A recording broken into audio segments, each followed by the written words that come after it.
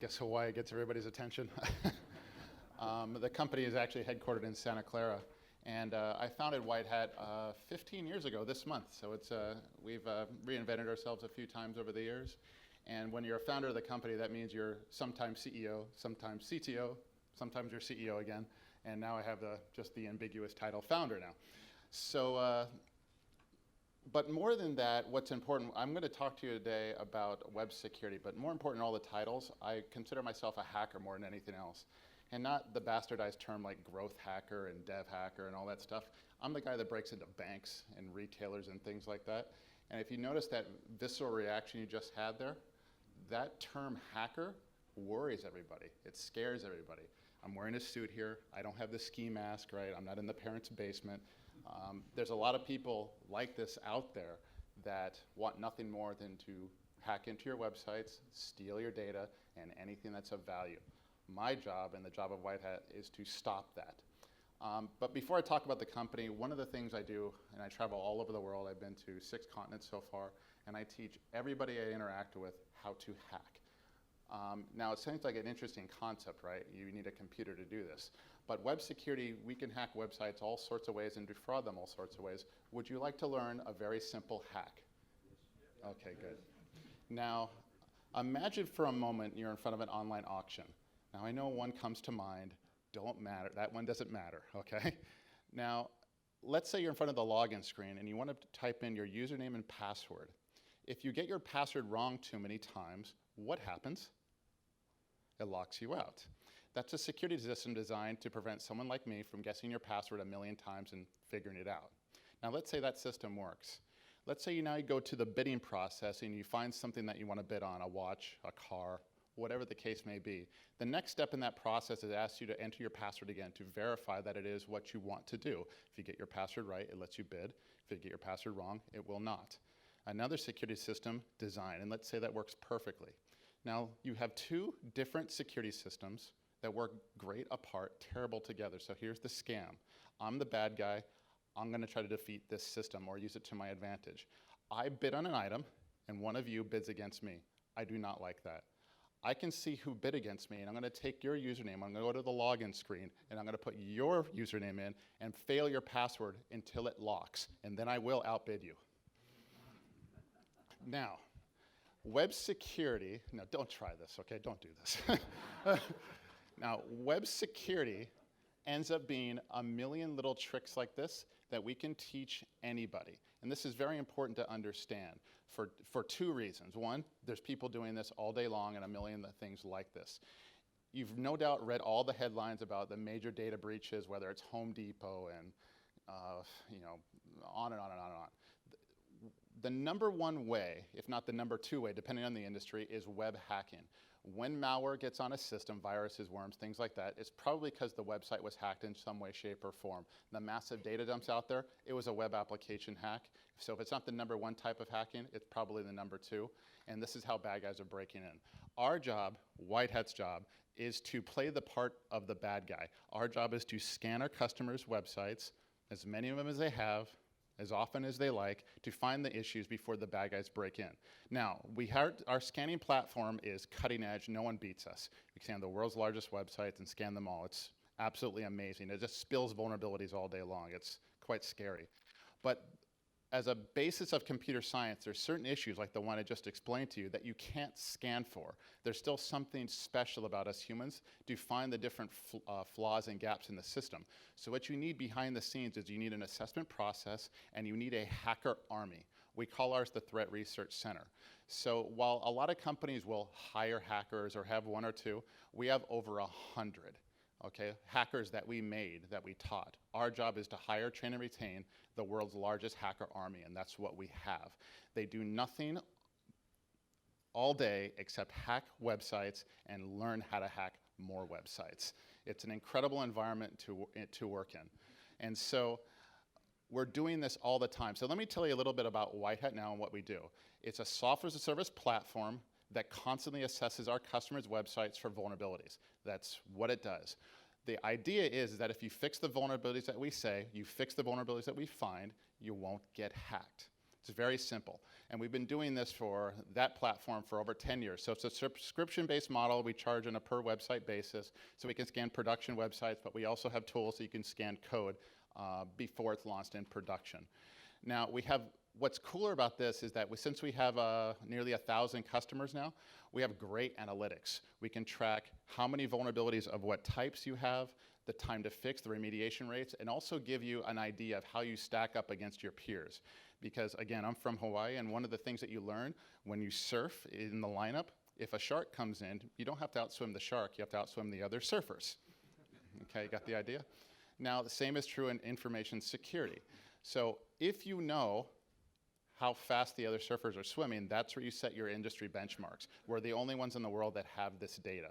So a little bit more, couple of company facts, 1,000 customers, nearly 1,000 customers, financial services, retail, insurance. The binding theme, all of them, is that they do online commerce and their website is very, very important to them for some reason. It might be dollars, transactions, brand.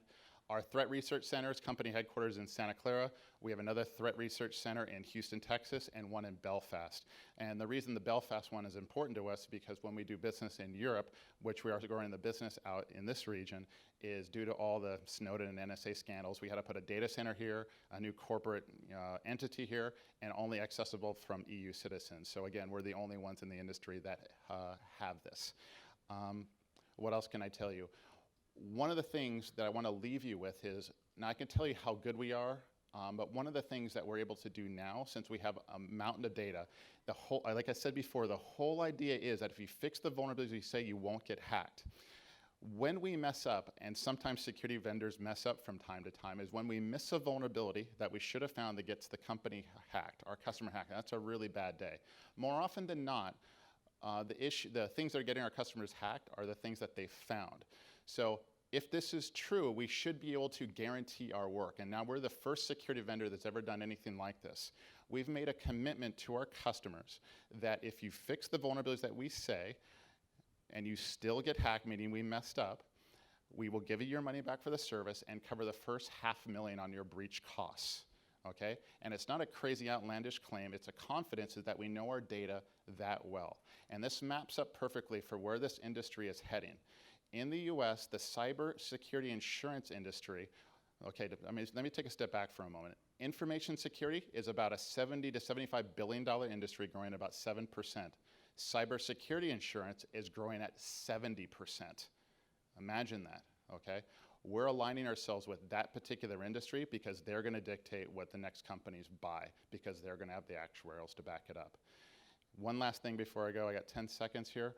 Why do I do this after 15 years? Web security, I live in Hawaii, I don't necessarily have to do this stuff. It's because I care about the web. Every single one of you will be on the web today. Every single one of you and everybody that you know will be on the web today. It's connecting over 2 billion people now. I think very deeply that something that important should be protected because it's probably the greatest invention we'll see in our lifetime, and I want to play a small part in protecting that and making sure it lasts another day. Thank you.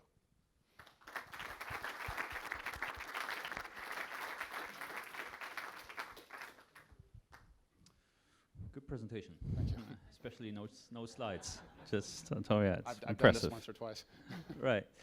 Okay, you mentioned that you got 1,000 customers. About 800, 850 or so. So 600 customers. No. And I was wondering, like, how scalable your business is. Like, how self-serving are your tools, and how much do you need your own people to work on each and every website? I believe that your solution can be very self-serving. That's an online tool that you can have somebody scanning the website. You get a report. This is what our analysis gives, and then you can build services on top of that.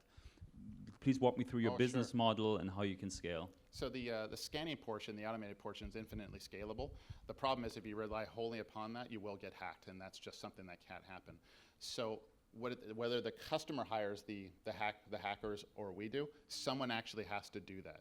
We find in the ecosystem that we're in the best position to hire, train, and retain the best talent in the world. So there's always going to be a ratio between number of sites the humans can test and how many people you have. There's always going to be that particular ratio. So we're taking that on ourselves, and it's going quite well.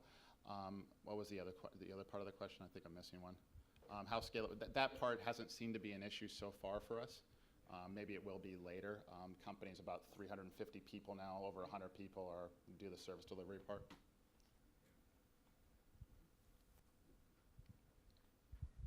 So your industry is a very dynamic one. So every day somebody comes up with a great new idea on how to hack into a website and exploit some vulnerabilities. How do you handle this? So is your team then, whenever there is something new on the market, kind of scanning all existing client websites again to figure out what's going on? Or is it like a real-time service, or is it a subscription model? So how does it work?